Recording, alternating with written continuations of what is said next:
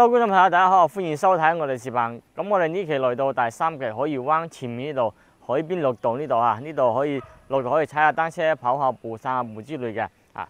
咁我哋一陣間要睇嘅單位都係海怡灣最前排樓王單位睇海景嘅3房，3個房同埋個露台客廳都係可以睇到我哋3期呢邊嘅別墅區同埋我哋嘅海景啊。咁呢度就係3期最中心嘅位置啦嚇。咁個房同埋3個房望出嚟就望到呢集嘅別墅區同埋前面個海景啊。咁客廳咧就係正對大海嘅嚇。呢度咧就係跟住鏡頭照落咧，我哋要影嘅就係呢一座啦嚇。旁邊係冇任何遮擋啦，睇海景嘅景觀超靚啊！咁我哋依家就事不宜遲，帶大家上去睇下單位先，走。咁依家咧我就上到呢個單位嘅客廳露台呢度啦，景觀確實係超級靚㗎。咁我依家咧就喺客廳露台呢度，露台都成6個平方嘅大啦。咁呢度業主都做埋一個洗手台呢度嚇，呢度可以洗衣服、洗手之類，下底呢可以塞翻個洗衣機嚇。好，跟住鏡頭先睇下我哋嘅景觀先嚇。景觀呢就係冇任何遮擋嘅嚇，睇海景、睇樓下嘅別墅區啊。3個房都係呢種景觀嚇，3個房都係睇別墅區、睇海景、睇遊艇碼頭呢度啊，睇到我哋3期同埋1期方向個景觀嚇。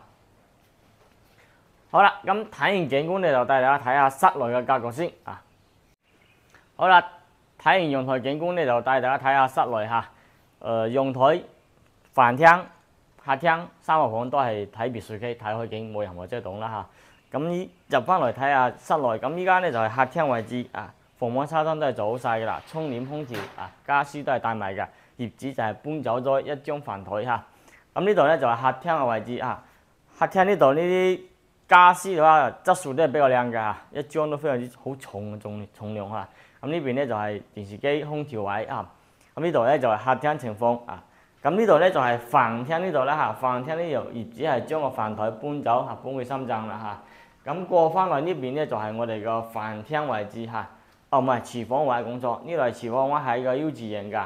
咁入翻嚟呢邊咧就可以擺翻個大冰箱，業主係度假用啊，所以擺個冰箱比較細嚇。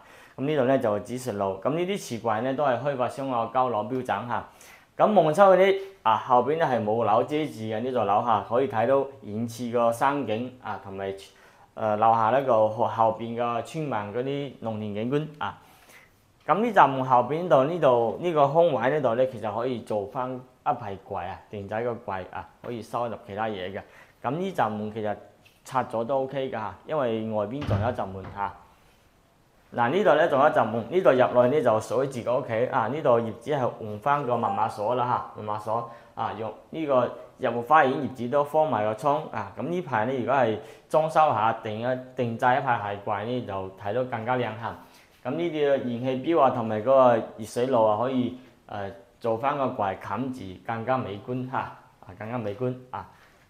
一入到呢度咧就係正對大海，冇任何遮擋啦，所以呢個單位係非常之搶手嘅，即係搶手嘅嚇。可以轉翻過嚟睇下啊！入到呢度就係正對海景嘅嚇，冇任何遮擋，而且3個房都係睇別墅區、睇海景嘅。咁跟住嚟睇下我哋入邊最大嘅客房先嚇。一入到嚟就可以睇到業主係擺翻個大衣櫃呢度嚇，上面係裝咗空調。咁呢度咧就擺翻個上下床啊。咁跟住攝影師嘅鏡頭過嚟睇下我哋個景觀啊。對面咧就係愛琴海嘅樓，後邊咧就係我哋嘅巴士站同埋海鮮市場。前面個別墅中間度咧就係我哋嘅商業街啦嚇，萬年超市嗰度啊。咁呢度咧就望別墅區啦。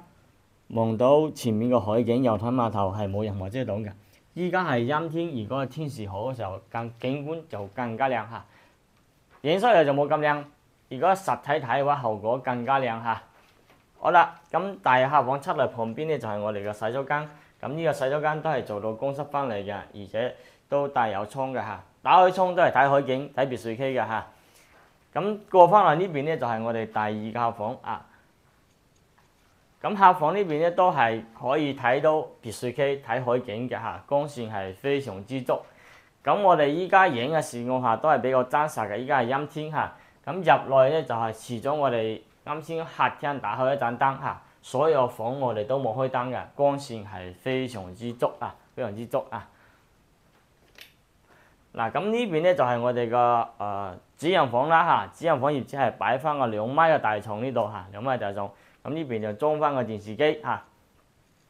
好啦，咁跟住可以睇到啊，瞓喺床上都可以睇到海景啦嚇，瞓喺床上都可以睇到海景。嗱，別墅區海邊樓下就係海邊綠道啊。